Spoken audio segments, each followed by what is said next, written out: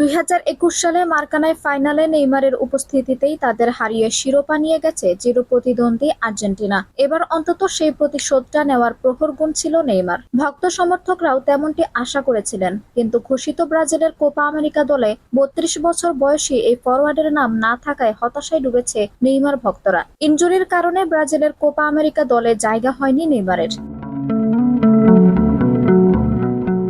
এর আগে অবশ্য 2019 সালে কোপা আমেরিকায়ও খেলতে পারেননি চোটের কারণে। টুর্নামেন্টটি শুরুর আগ মুহূর্তে অ্যাঙ্কেলে চোট পেয়েছিলেন।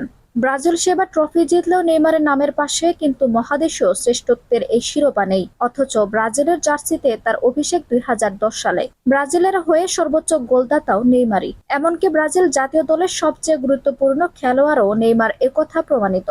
কিন্তু এবারের কোপার দলের বাইরে থাকার পর খোদ ব্রাজিলের সংবাদ মাধ্যমেই প্রশ্ন তুলেছে, নেইমার ব্রাজিল দলে ফিরবেন তো? 2022 বিশ্বকাপ কোয়ার্টার ফাইনাল থেকে ব্রাজিলের বিদায়ের পর নেইমার বলেছিলেন, জাতীয় দলের দরজা বন্ধ করছি না, তবে ফেরার নিশ্চয়তাও শতভাগ দিচ্ছি না। তারপরও নেইমার জাতীয় দলে ফিরেছেন। গত বছর 17 অক্টোবর 2026 বিশ্বকাপের বাছাইয়ে উরুগুয়ের বিপক্ষে ম্যাচে হাঁটুর এসিএল চোটে পড়েন নেইমার। অস্ত্রোপচার করিয়ে আর মাঠে ফিরতে পারেননি।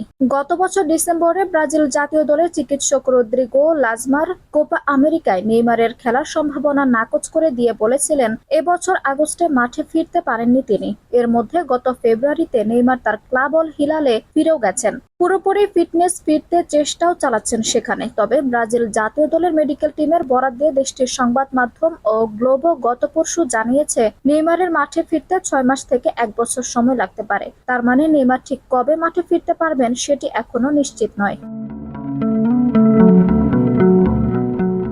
নেইমারের অনুপস্থিতিতে আক্রমণ ভাগ গুছিয়ে নেওয়ার চেষ্টা করছে ব্রাজিল। দলে আছেন ভিনিসিউস, রদ্রিগোর মতো দুই উইঙ্গার। উঠে আসছে এন্দ্রিক ও ভিতর রকির মতো সম্ভাবনাময় দুই আক্রমণ ভাগের খেলোয়াড়। জাতীয় দলে দুজনেরই অভিষেক হয়ে গেছে। রকি কোপার দলে জায়গা না পেলেও কোচ দুরিবাল জুনিয়রের বর্তমান দলে তাকালে আরো কয়েক মাস পর নেইমারের জাতীয় দলে ফেরার সম্ভাবনা আরো কঠিন মনে হয়। ব্রাজিল যদি এই দল নিয়ে কোপায় চ্যাম্পিয়ন হয় তাহলে ব্যাপারটা আরো জোরালো হয়ে উঠবে। কোপা আমেরিকার স্কোয়াড ঘোষণার পর নেইমারকে দরিভাল বলেছেন যে, দলে সবাই যেন নিজেদের দায়িত্বটা পালন করতে পারে সেটি নিশ্চিত করতে হবে। সবচেয়ে গুরুত্বপূর্ণ হলো সবাই নিজেদের সেরা ছন্দে পৌঁছাচ্ছে। সৃষ্টিকর্তা চাইলে অল্প সময়ের মধ্যে আমরা নেইমারের উপস্থিতিও দেখতে পারি, তবে এখনই নয়।